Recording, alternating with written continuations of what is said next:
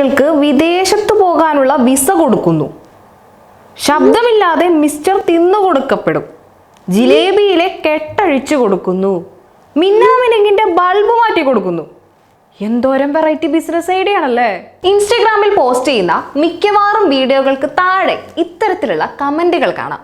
രസകരമായ ഈ കമന്റുകൾക്കൊപ്പം ഒരു നമ്പറും കാണാം. ഉദാഹരണത്തിന്, പിടക്കോഴികളെ മോട്ടിവേഷൻ കൊടുത്ത് മുട്ടയിടാൻ സഹായിക്കുന്നു, കോണ്ടാക്ട് എന്ന് പറഞ്ഞ് ഒരു നമ്പറും കൊടുക്കുന്നത് കാണാം.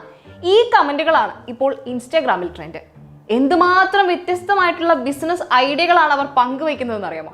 കമന്റ് ബോക്സിലെ ഇത്തരം കമന്റുകൾ വായിച്ച് ചിരിക്കുന്നതാണ് ഇപ്പോൾ പലരുടെയും ഹോബി. ആദ്യമൊക്കെ കുറച്ച് വൈറലാവുന്ന പോസ്റ്റിന് താഴെ ചിലർ അവരുടെ ബിസിനസ് വളർച്ചയ്ക്കായി കോണ്ടാക്ട് നമ്പർ ഉൾപ്പെടെ എഴുതി ഒരു കച്ചവട തന്ത്രം പരീക്ഷിക്കാറുണ്ട്.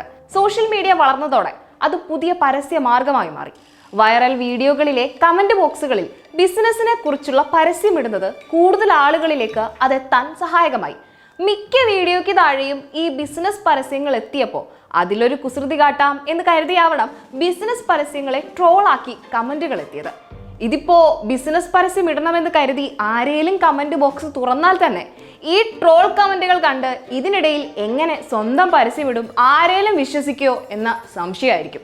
ഇത്തരം കമന്റുകൾ പ്രത്യക്ഷപ്പെട്ട് തുടങ്ങിയതോടെ യഥാർത്ഥ ബിസിനസ് പരസ്യം പങ്കുവയ്ക്കാൻ താല്പര്യപ്പെടുന്നവരാണ് വെട്ടിലായിരിക്കുന്നത്. ഈ കമന്റുകൾക്കിടയിൽ അവരുടെ പരസ്യം സത്യസന്ധമാണെന്ന് ആളുകൾ എങ്ങനെ വിശ്വസിക്കാനാണ്?